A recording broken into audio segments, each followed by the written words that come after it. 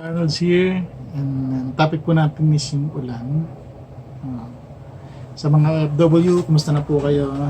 Kumain na ba kayo? Nakatulog ba kayo ng maayos? Nakakain na kayo? Good morning, good afternoon, good evening po. Topic natin is yung ulan. Bakit? Kasi it's early morning rain here in Baguio City. It is a common scenario sa Philippines na maraming ulan. Although yung iba na-harness kasi sa dami ng ulan, yung isang drum is not enough. So I hope the government can do something about it. Kasi it is it is a natural resources po na dapat nating pakinabangan. And dyan lang siya. And it comes all year round, year by year. Ayan. Malakas pa nga. Yung bagyo ngayon, malakas pa. So, ang dating is mas maraming tubig yun. No? Kung ma-harness natin yan, tapos we can use it for our daily lives. No? Diba? Like sa pambuhos sa toilet, gano'n. Maraming public toilets here in Baguio City. So kung ma-harness nila yung tubig na yun, they can use that para doon sa mga panlinis and eventually yung pang-flush ng sa inodoro. Pagkagamit mo, you have to flush it. Panglinis talaga. Ang magiging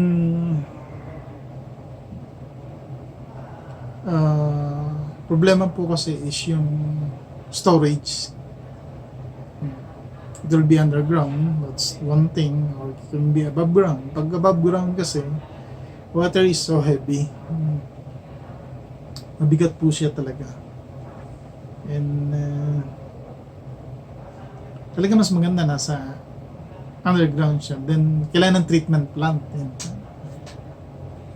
Para maging pakinabangan siya kasi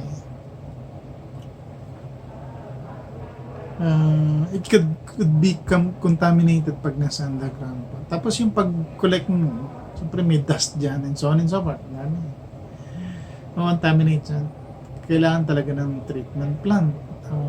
Yan po siguro yung nagiging balakid sa ating mga kababayan on how to. Pero sayang po natural resources. Ang daming ulan. Pambuhos man lang sa toilet. Mga 60 to 80 liters. Dati nakakapag-harness kami. Pero now, hindi na. Kasi most of the time, wala sa bahay. So, wala nag-harness ng rainwater. Nag-harvest pala. Dito harvesting sa Baguio City. Marami. So from the metal roof, meron siyang downspout, tapos directed dun sa mga drums na magiging storage. Dito most of the time 3 o'clock, 4 o'clock in the afternoon, umuulan na. So ang dami talagang tubig. Kaya ang mga halaman dito talagang well irrigated.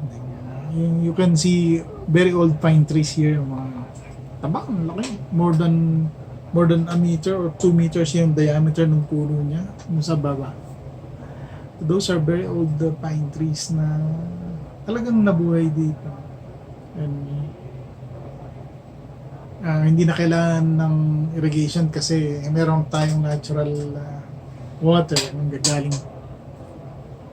Paano nga ba natin i-harness yan? Maraming filtration system na kasi na sa ibang bansa ginagamit nila. Yung natural filtration po, yung sand, rocks. Yan. Iba may limestone, mga ganun. Talagang iba charcoal pa. Yan. Naka-layers po siya. Then i-filter talaga yung tubig. Those are natural. Uling po, napakagandang pang-filter niya. Actually, ginagamit siya ng Jack Daniels. Nakita niyo po yung kulay ng Jack Daniels. Isang factor po yung uling. Kaya nagkakaroon siya ng ganong kulay. Pero pang filter talaga siya. Nagamit pang filter. Ano nga na uling. Ang daming usage na pwede mo siyang magamit. So, ayun po yung natural filtration system. Kung wala kayong mga machine, siguro ito yung mga natural na ginagamit ng ating Mother Earth. So, di ba pag ulan, sa stream siya eh. O bang ganun. Ang daming mga rocks doon. May mga sun, and so on and so forth. Diba? Pagdating doon sa pinakalower, no, yung tubig niya, iba na. Malinis na yun, nasala na. Yung mga lumot dyan, nasasala. Naturally, diba? So, why can we adapt it sa ating community? Siguro, dahil meron tayong system na water supply here na tayong mga tao nakakatamaran na natin. Bakit ka paasa sa ulan? Meron naman gripo. Anytime of the day, meron siyang water na nagsusupply sa iyo and clean and safe. Diba? Ngayong mga new generations kasi, very few, nakikita ko lang talagang they are trained to conserve water po. Yung pinaglabahan, hindi tatapon yan eh. That goes to the water closet. Instead of using potable waters, yun po yung nagiging way to save at least. Kasi dito sa Baguio, mahal ang tubig. Sa totoo lang, napakamahal po ng tubig. So, we're using water here. And kung makaka-harness nga ng tubig galing sa ulan, it's a welcome opportunity sa amin, mga residents here. Marami po nag-harvest talaga ng rainwater here. But that is residential. Pero sa mga commercial, I don't know kung meron sila. Hopefully meron. And merong isang city sa Metro Manila na they dig yung isang napakalaking butas, napakalalim. Hindi ko lang matandaan kung saan lugar. Na-harvest nila yung rainwater. Ang naging result kasi nun, hindi na bumabaha doon sa lugar na yun. Nabiro niyo yun, gumawa sila ng reservoir sa underground. Napakalaki siya and ilang months kinonstruct yun and nag-benefit yung community. Bakit? Hindi na bumabaha and they are using those water siguro within the community. Sana all, ganun. And it is a big project talaga na kailangan ng ayuda ng government or ng city or ng municipality natin. At the end of the day, ang nakinabang yung community, diba? Kung ikaw makalibre ka ng tubig in your daily life, napakalaking tulong po, hindi po ba?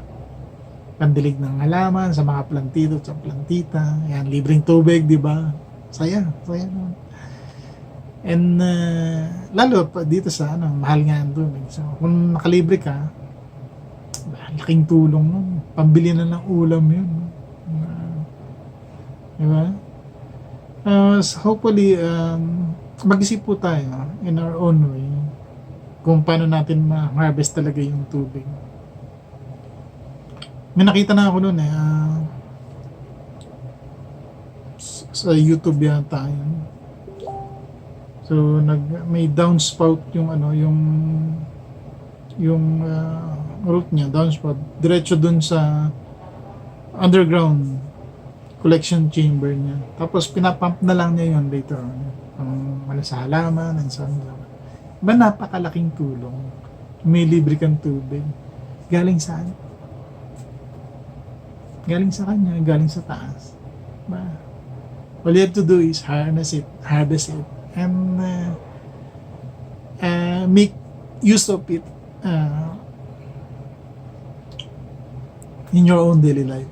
Yan po. Diba? So mga kabayan, payo ko kung kailangan siguro ng information campaign sa mga bahay-bahay and how to harness it talaga. Sayang eh. Kung tutulo lang siya dyan sa downspout, then it will go down. Hindi na gan. Sayang.